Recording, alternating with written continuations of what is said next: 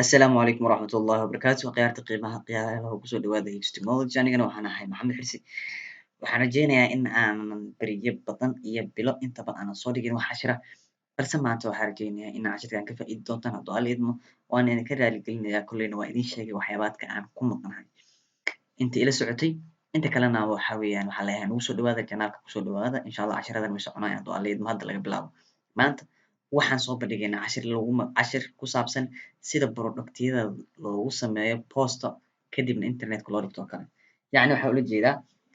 waxaa tahay shirkad soo saarta kabaha amase shirkad iibisa kabaha waxaad sameynaysaa Facebook post design qurux badan saaran yahay kadibna waxaad dhigaysaa Facebook amase Twitter ama Instagram social media meesha rabtid amase website kadib waxaa weeyaan waxaa ku qoraysaa waxyaabaadka u baahan tahay waxaa ku sameyn kartaa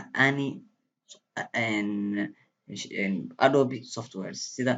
Adobe XD, Adobe Photoshop, Adobe InDesign, Adobe Illustrator. Maanta waxaa soo bandhigi doonaa laba kamid ah ayaan soo bandhigi doonaa laakiin hal kamid ayaa sameyn doona. Kan waa Adobe Photoshop. Design-kana ujeedaan waa kabo la xayeysiinayay. Kabahan waxaa ku qoran qurux iyo qaab kabo ku habboon labis walba oo dharka ah qiimo ku raali geliya iyo kabo ku raali geliya intana iibso meeshan social media ku qoran intana waxaa ku qoran kalarada diyaarka ah kabahaas Adobe Illustrator marka la fiiriyo asna waxaa ku sameeyey design kale oo ah qurux iyo qaab kaba labis iyo jimicsi labadaba ku habboon waxa kaba loogu talagalay wax walba ku qoran yacni war yaraa ku qoran intana buy now ku qoran available kalarada diyaarka ah waa blue madow kalarkan gaduud iyo cadaan intaas oo diyaar kala marka sida loo sameeyo marka la isticmaalayo Adobe Photoshop ayaan maanta sameyn doonaa insha Allah marka koowaad waxaad leedahay file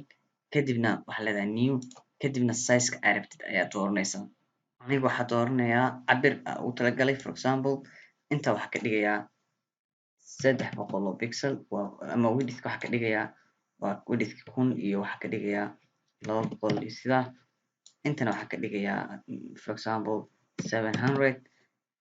resolution-ka oo kale hadaa rabo sideeda ii ahaanaysa kadibna okay ayaa leeyahay intaa markaa sameeyo cabirkii aan qaatay waxaa laga yaabaa inay cabirkayga cabirka isku mid ahayn marka waxaa isticmaalaya crop si cabirka aan xoogaa isla ekaysiiyo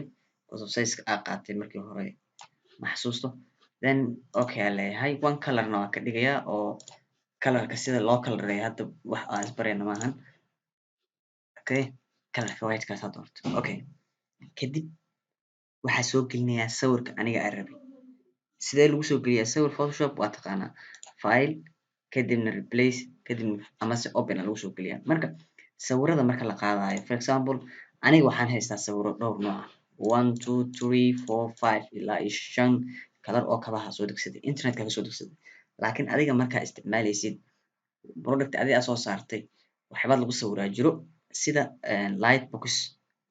intaas oo dhigaya Lightbox kan ayaa lahaa waxaa loogu talagalay in oo sawirada equipment-ka la dhex geliyo kadibna la sawiro light fiican uu leeyahay adduunka dhan waa laga isticmaalaa product-ka kaasaa ku sawiranaysaa u malayn maayo in Soomaaliya hadda uu yaalo laakiin waxaan rajeynayaa mar dhow in la keeni doono so marka waxaa soo gelinayaa kalarkan kabahan soo gelinaya markaa kabahan soo geliyo in yar ayaa yareynaya then calaamadaas ficta ayaa saaraya kadib geeskan ayaa keenaya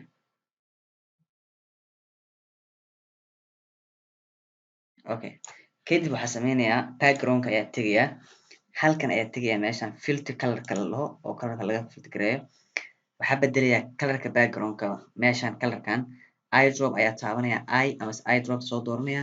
kadib background-ka sawirka u sameysan yahay background-kooda dooranaya kadib meeshii filter-ga ku dhufanaya inta imaanaya waa ku dhufanaya isku color ayaa hal mar noqdeen okay kadib waxaa tegayaa text kadib halkan ayaa imaanaya kadib waxaa qurux iyo qaab yacni qurux iyo qaab highlight garee all farta weyney marka koowaad color-ka meeshiisa tag oo color-ka taabo kadib gray color-kan dooro ama color-ka kabta kadib sidaan dheh kadib waxaa moodaa inay background ay farta background jirto farta soo kormari okay kadib waxaa sameysaa enter dheh halkaas highlight wada saar farta waxaa laga yaabaa inay spaceka ay kaa qaldan tahay spaceka iga qaldan aniga automatic ka dhigaya halkan enter dheh highlight wada saar waxaa ka dhigtaa alignmentiga centerka ka dhig farta waxaa ka dhigtaa bold meeshaan tag aidan eedaas tag kadib farta xoogaa isdhexgeliskeeda wax yar badi yani alignmentiga farta waaye kadib sidaan usoo sigi halkan gey qurxi qaab kadib waxaad tegeysaa shapekan aad tegeysaa kadib halkan aad soo dhigeysaa ereyada lagu qoraayo meesha kasoo koobiyin doona laakiin sidaa markaa usoo gurtid kalarka hore ka bedel kalarka gareyga ah dooro kadib waxaa sameynayaa kabtaana ku dhufanaya wax yar gadaalaa u celinayaa kor kadib shapekiana ku dhufanayaa double click ayaa leeyahay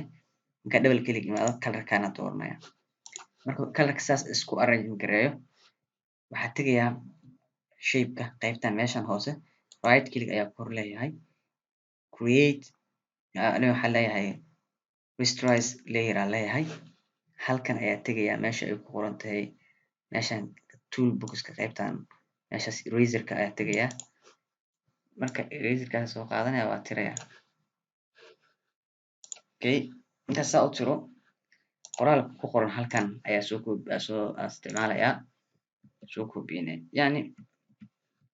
waxaa moodaa in qoraalka uu aad u weyn yahay yani cabirka inuu kii kale ka weyn yahay laakiin muhiimadda waxaa waaya qaabka loo sameynayo kadib waa yareynaya qoraalkan okay qoraalka hore u diyaariyey intaa mar kale qoraalka ku qoraya qoraalkan kale oo meesha ku qoran oo kale ayaa qorayaa marka qoraalkan farta maahan wax oo muhiim ah farta waxaa laga yaabaa inay iskugu jirin inay kugu jirtana waa laga yaabaa laakiin farta aniga isticmaalayo waxaa la lahaa century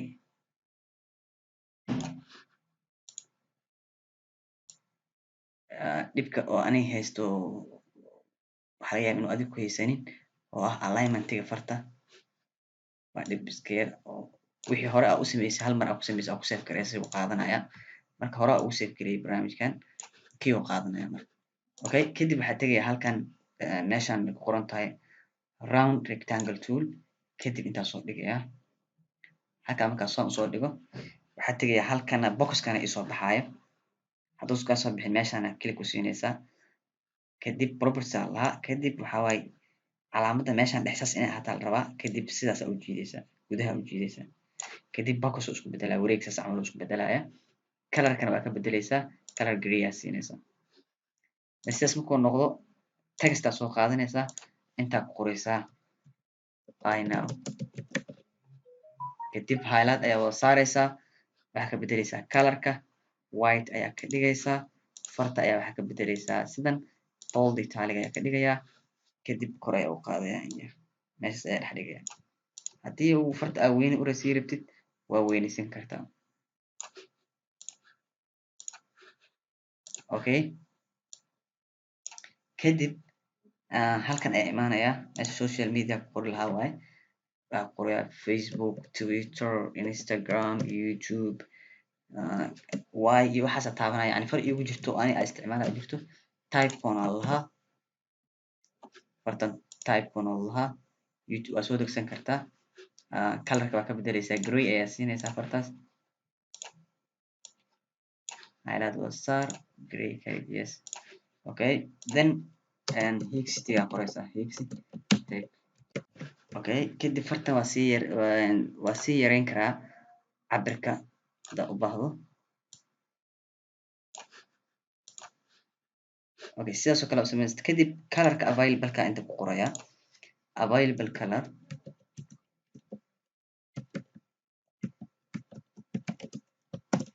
ani aaminsanahay waaye maybe inaa adigana si kale aaminsan tahay laakiin ani sa aaminsanahay